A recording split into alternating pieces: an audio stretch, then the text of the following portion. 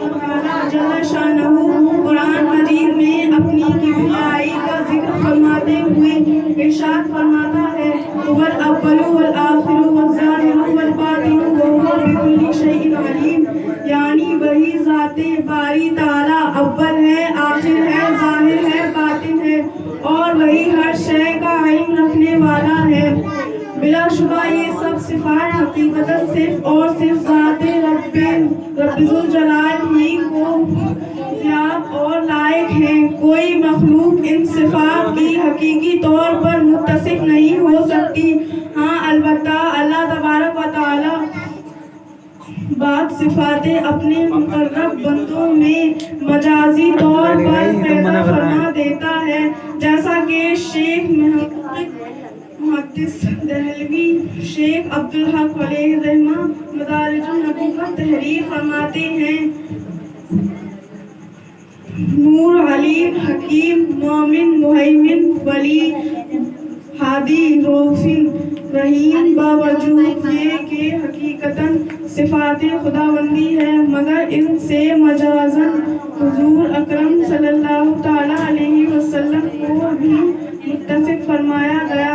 इसी तरह ये चारों सिफात अव्वल व आखिर, ज़ाहिर व बातिन भी इसी कबील से है।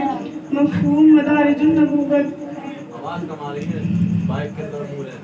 मुराद ये है कि अलीम व हकीम या समीउ वल बसीर इंसान भी होता है और ये सिफात अल्लाह रब्बुल इज़्ज़त जल्ल शानहू की भी हैं, लेकिन अल्लाह तबारक व तआला ये सब सिफात हकीकी हैं।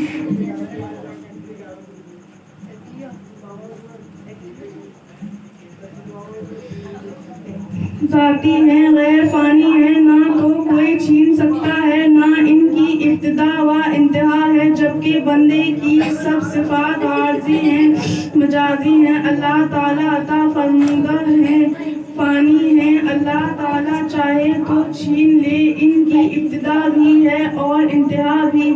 इसलिए खालिक और मखलूक की सिफात में मवाज़ना क्या है नहीं जा सकता। इसी बात की वजाहत फरमाते हुए नामू आलिमी दीन मौलाना शाह अहमद रज़ा खां बरेलवी रहमतुल्लाह ताला अलैह फरमाते हैं, पानी के एक कतरे के करोड़ों से भी छोटे हिस्से को समुंदर के साथ जो निस्बत होती है हुजूर अलैहिस्सलातु वस्सलाम के इल्म पाक को अल्लाह रब्बुल इज़्ज़त के इल्म मुबारक के साथ इतनी भी निस्बत नहीं हो सकती। मफ़हूम तमहीदुल ईमान। पूरी दुनिया है जहान को भी अगर समुंदर करार दे दिया जाए और दूसरी तरफ पानी के एक कतरे के करोड़ से ज़्यादा हिस्से किए जाएं, तो आखिरी छोटे से छोटे हिस्से भी समुंदर से कुछ ना कुछ तो ज़रूर निस्बत रखता है कि इसकी भी कोई ना कोई हद है और समुंदर की भी कोई ना कोई हद है, लेकिन अल्लाह ताला के इल्म की हद ही नहीं। इसी तरह इस ज़र्रा आपके निकलने से हकीकतन तो समुंदर के पानी में कमी ज़रूर हो गई, अगरचे ये कमी महसूस नहीं होती, लेकिन अल्लाह ताला जल्ल शानहू के आलिम मुबारक ने इस कदर कमी का तसव्वुर करना भी शिर्क है। नतीजा ये निकला कि मखलूकात में कोई हस्ती अगर आलिम मकाना व माजकून भी हो, मालिक व मुख्तार भी हो, फिर भी इसका इल्म व इख्तियार महदूद है और मतनाही है, मजाजी है, जबकि अल्लाह रब्बुल इज़्ज़त का इल्म व इख्तियार लामहदूद है, लामतनाही है और ज़ाती है। बाएं माना हुजूर नबी करीम सल्लल्लाहु ताला अलैहि वसल्लम अव्वल भी हैं, आखिर भी हैं, ज़ाहिर भी हैं और बातिन भी हैं, अताए खुदाए अलीम व खबीर आलिम कायनात भी। हदीस मुबारका से साबित है कि अल्लाह तबारक व तआला ने इस कायनात हस्ती में सबसे पहले जिस मखलूक को पैदा फरमाया वो ज़ाते मुस्तफ़ा सल्लल्लाहु ताला अलैहि वसल्लम थी, जैसा कि हदीस पाक में है, فرمایا اول ما خلق اللہ نوری، اللہ تعالیٰ نے سب سے اول میرے نور کو تخلیق فرمایا۔ اس جگہ ایک صبح پیدا ہوتا ہے کہ ایک اور حدیث مبارکہ ہے اول ما خلق اللہ العقل، اللہ تعالیٰ نے سب سے اول عقل کو پیدا فرمایا۔ پھر ایک اور حدیث پاک ہے اول ما خلق اللہ القلم، اللہ تعالیٰ نے سب سے اول قلم کو پیدا فرمایا۔